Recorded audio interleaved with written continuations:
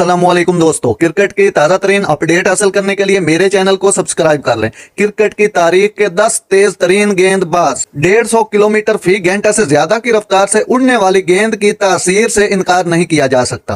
गेंद को जितनी तेजी से फेंका जाता है, बल्लेबाजों को उतना ही कम वक्त लगता है कि वो गेंद पर एक अच्छी हिट लगाएं। बढ़ते हैं नंबर 10 की तरफ।